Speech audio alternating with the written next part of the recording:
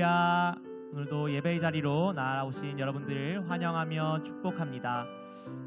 우리 함께 기도하심으로 예배로 나아가겠습니다.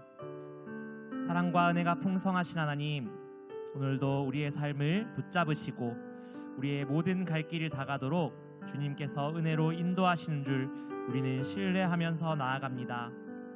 하나님, 때로는 우리 삶에 어려움들이 있을 때 주님을 피난처로 삼고 우리가 주님을 찾을 때 그 주님을 찾는 자가 복이 있다고 하셨습니다. 하나님 아버지, 세상의 다른 것들을 의지하여 우리의 어려움을 해결하려고 하지 않게 하시고 하나님을 찾는 지혜를 허락하여 주시옵소서. 우리의 완전하신 아버지 되신 주님을 따라가는 우리 모두가 되게 하여 주시옵소서. 우리 매일의 삶이 주님과 함께 동행하는 기쁨으로 넘쳐나게 하여 주시옵소서. 오늘도 그렇게 우리를 인도하시며 세우시며 온전하게 하실 예수 그리스도의 이름으로 기도드립니다. 아멘.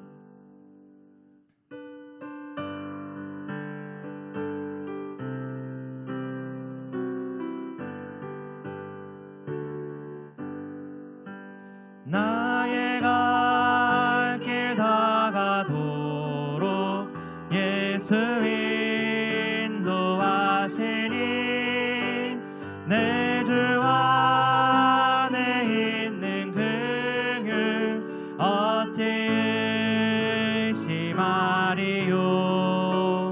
믿음으로 사는 자는 하늘 위로 받겠네. 무슨 일을 만나든지 만사 형통하리라. 무슨 일을 만나든지 만사 형통하리라. 나의 갈 길 다가도록 예수 인도하시니 어려운 일 당한 때도 족한 은혜 주시네. 나는 심히 고단하고 영혼 매우 가라나 나의 앞에 반석에서 샘물 나게 하시네. 나의 앞에 반석에서 샘물 나게 하시네. 나의 갈 길 다가도록 예수 인도하시니 그의 사랑 어찌 큰지 말로 알 수 없도다. 성령 감화 받은 영혼 하늘 날아갈 때에 영영 부를 나의 찬송 예수 인도하시네. 영영 부를 나의 찬송 예수 인도하셨네. 영영 부를 나의 찬송 예수 인도하셨네. 영영 부를 나의 찬송 예수 인도하셨네.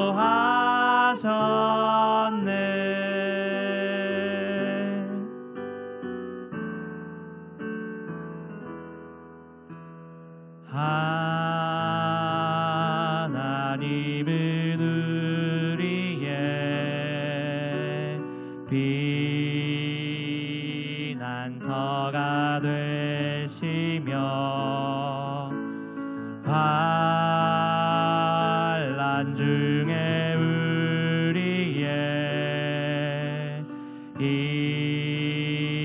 힘과 도움이시라. 가만히 있어. 너희는 가만히 있어. 주가 하나님 되말지어다. 열방과 세계 가운데 주가 높임을 받으리라. 하나님의 누리에 하나님의 누리에 피난처가 되시며 환난 중에 우리의 힘과 도움이시라. 너희는 가만히 있어. 너희는 가만히 있어. 주가 하나님 되말지어다. 열방과 세계 가운데 주가 높임을 받으리라. 사랑합니다. 사랑합니다. 내 아버지 찬양합니다. 내 온 맘 다하여 선포합니다. 예수 그리스도 주님 오심을 기다리며.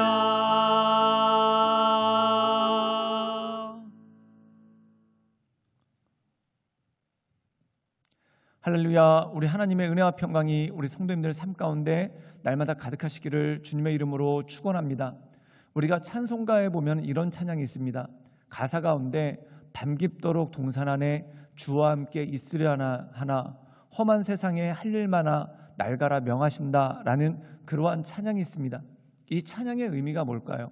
우리가 날마다 주님과 동행하고 또한 교회당에서 함께 하나님께 예배하고 늘 기도함으로 하나님과 교제하는 삶을 살고자 하는 그러한 신실한 믿음의 모습이 있습니다. 그러나 주님께서 우리를 교회 안에만 머무르게 하시는 것도 아니고 또한 은혜를 받는 그 은혜의 자리에만 머무르게 하시는 것이 아니라 우리를 세상으로 보내십니다. 말 그대로 험한 세상으로 우리를 보내십니다. 그 이유는 무엇일까요? 우리가 세상의 빛이 되어서 어두운 가운데 가서 어둠을 비치는 빛으로서, 그리고 소금이 되어서 맛을 이룬 곳에 가서 맛을 내게 하는 그 역사로서 하나님께서 우리를 사용하시고 우리를 인도하신다는 것이죠. 사랑하는 여러분, 빛은 환한 곳에서 의미가 없습니다. 어두운 곳으로 가야 됩니다.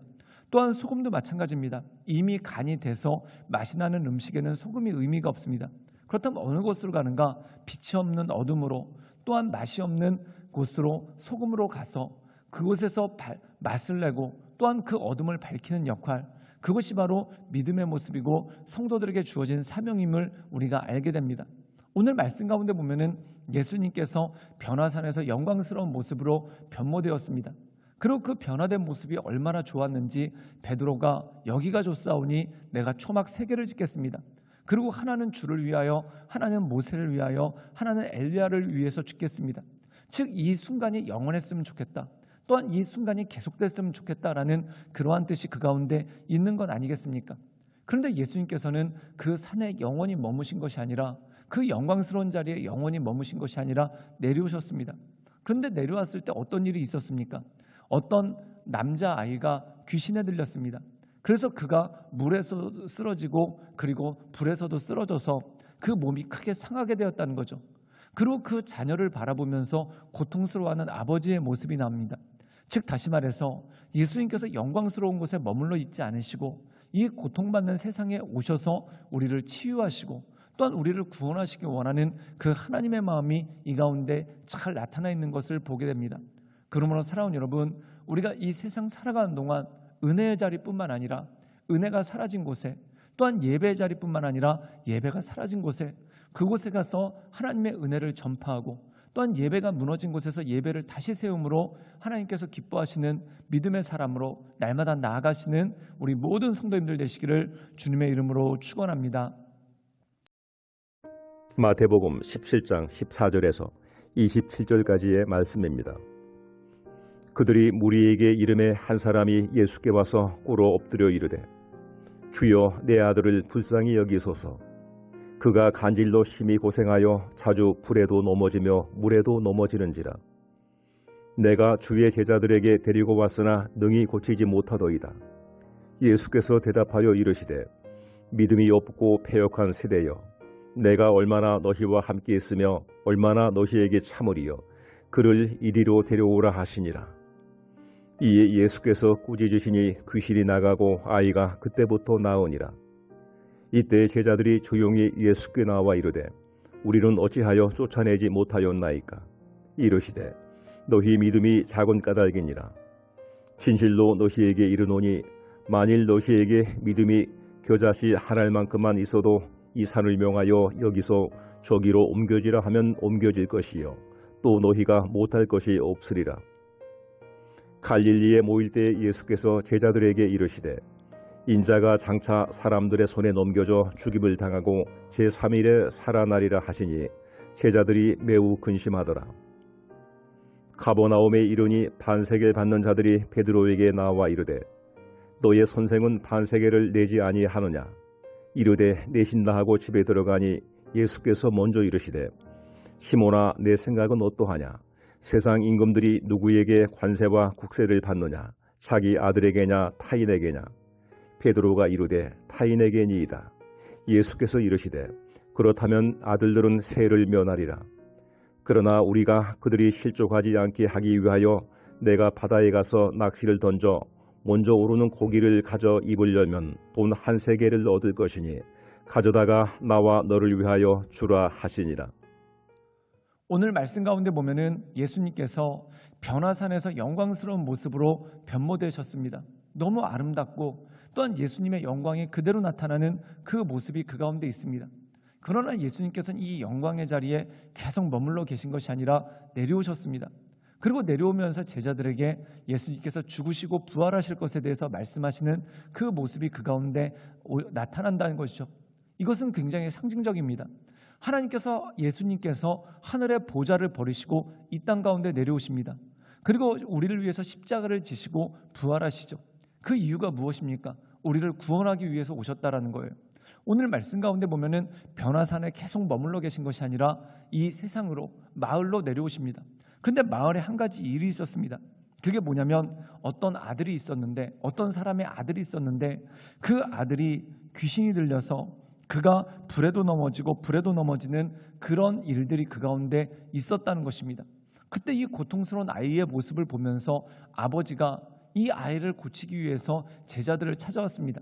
그리고 예수님이 계시지 않으니까 제자들이 이 아이를 놓고 기도를 하고 애썼는데 결국 귀신이 나가지 않아서 쩔쩔매고 있는 그 모습이 그 가운데 있었다라는 거예요. 그때 예수님께서 나오셔서 이들에게 이렇게 말씀하시죠. 우리 함께 마태복음 17장 20절의 말씀을 읽도록 하겠습니다. 제가 읽겠습니다. 이르시되 너희 믿음이 작은 자들아 진실로 너희에게 이르노니 만일 너희에게 믿음이 겨자씨 한 알만큼만 있어도 이 산을 명하여 여기서 저기로 옮길지라 하면 옮겨질 것이요 또 너희가 못할 것이 없으리라. 오늘 말씀 가운데 보면은 이 귀신을 내어쫓지 못하는 제자들을 예수님께서 책망하시는 장면이 나옵니다. 그러면서 뭐라고 말씀하시냐면 믿음이 없는 자들아 라고 말씀하십니다.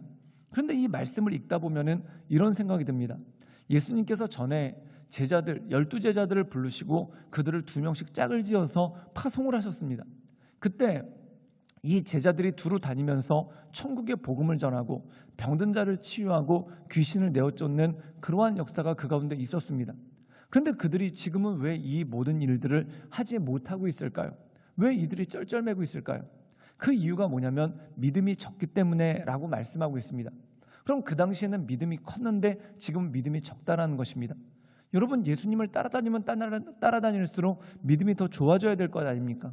근데 왜 제자들의 믿음이 더 적어졌을까요? 그 이유가 뭐냐면 그들이 예수님을 주목하지 못하기 때문에 그렇다라는 거예요. 사랑하는 여러분, 우리가 성경에 보면은 베드로가 무리를 걷습니다. 그런데 그가 무리를 걷다가 예수님을 바라볼 때는 무리를 걸었는데 예수님 뒤에 있었던 파도를 볼 때는 그가 두려운 마음이 들어서 빠져버렸습니다. 제자들도 마찬가지라는 거예요. 이 제자들이 처음에는 예수님을 바라보면서 예수님을 따라갔습니다. 그런데 어느 순간에 주변에 보이는 게 너무나 많습니다. 그 중에 하나가 뭘까요? 이 당시에 예수님께서 왕이 되실 거라는 그러한 소문이 돌았습니다. 그때 이 제자들의 마음 가운데 하나님의 나라와 그 의에 대한 것이 마음 가운데 있는 것이 아니라 세상의 엉뚱한 욕망들이 그 마음을 차지하고 있고, 또한 하나님의 나라와 의에 대한 것을 바라보지 못하니까 세상의 욕망을 향해서 시선이 뺏기고 결국 그들의 믿음이 작아진 이유가 바로 이것이라는 것입니다. 하늘의 것을 바라보지 못하고 이 땅의 것을 바라보는 그 모습이 그 가운데 있었다라는 것이죠. 사랑하는 여러분, 그렇기 때문에 그들이 능력을 행하지도 못하고 또한 그들이 그동안 예수님께서 명하신 것들을 감당했는데 그러지도 못하는 그 연약한 모습이 그 가운데 있는 것을 보게 됩니다. 그때 예수님께서 그들을 바라보며 책망하시는 거죠. 믿음이 작은 자들아, 왜 너희들은 믿음을 잃어버렸는가? 겨자씨만한 믿음, 작은 믿음 하나만 있어도 이 모든 것들을 할 수 있는데 왜 하지 못하겠는가? 그럼 그들이 믿음이 작아졌다는 뜻은 무엇입니까? 주님의 영광, 하나님의 나라를 바라보는 게 아니라 세상의 욕망을 향해서 마음이 뺏기고 또한 세상의 욕망을 향해서 나가는 그 모습으로 인해서 하나님 나라에 대한 영광을 잃어버렸다는 것입니다. 오늘 말씀 가운데 보면은 예수님께서 그 아이를 치유해 주십니다. 그리고 갈릴리에서 모일 때 예수님께서 제자들에게 또 이렇게 말씀하십니다. 마태복음 17장 23절의 말씀을 읽도록 하겠습니다. 제가 읽겠습니다. 죽임을 당하고 제3일에 살아나리라 하시니 제자들이 매우 근심하니라. 오늘 말씀 가운데 보면은 16장 말씀부터 오늘 말씀까지 3번에 걸쳐서 베드로가 신앙 고백을 했을 때, 그리고 변화산에서 내려올 때, 그리고 이 갈릴리에서 제자들에게 십자가에서 죽으시고 그리고 3일 만에 부활하실 것에 대한 말씀이 이 말씀 가운데 나옵니다. 그때 제자들의 모습이 무엇입니까? 매우 근심하였다라고 오늘 말씀 가운데 나옵니다. 그들이 근심하는 이유는 뭘까요? 그들이 품는 뜻과 예수님의 길이 다르기 때문에 그렇습니다. 즉 예루살렘을 향해서 올라가고 있습니다. 그러나 예수님은 십자가를 향해서 가시지만 이 제자들은 자신들의 욕망을 향해서 나가는 그 모습이 그 가운데 있는 것이죠. 그렇기 때문에 그들의 믿음이 희미해졌고 그들을 통해 어떤 하나님의 영광도, 그들을 통해 어떤 하나님의 역사도 나타나지 않는 그 모습이 그 가운데 있는 것을 보게 됩니다. 그러므로 사랑하는 여러분, 우리 삶 가운데 예수님 바라보고 예수님을 바라보는데 시선 놓치지 않고 오직 예수님만 바라보며 그 주님만 따라감으로 하나님의 영광이, 하나님의 뜻이 우리 삶 가운데 이루어지며 하나님께서 기뻐하시는 믿음의 사람으로 날마다 나아가시는 우리 모든 성도님들 되시기를 주님의 이름으로 축원합니다. 함께 기도하시겠습니다. 사랑이 많으신 주님, 우리가 날마다 주님을 따라가며 주님을 경배하며 하나님의 은혜 가운데 늘 온전함으로 나가길 원합니다. 주여 우리 가운데 역사하여 주시고, 주여 우리 가운데 하나님의 크신 은혜와 권능을 더해 주시고, 주여 우리의 삶 가운데 하나님의 인도하심을 더해 주셔서 하나님께서 기뻐하시는 믿음의 사람으로, 또한 하나님께서 온전히 여기시는 믿음의 사람으로 우리가 날마다 나아갈 수 있도록 주님 우리를 붙잡아 주시고 우리를 인도하여 주시고 우리 가운데 하나님의 크신 역사와 능력을 덧입혀 주시옵소서. 주님께 모든 걸 의탁드리오며 살아서 역사하시는 주 예수 그리스도의 이름으로 감사하며 기도드리옵나이다. 아멘.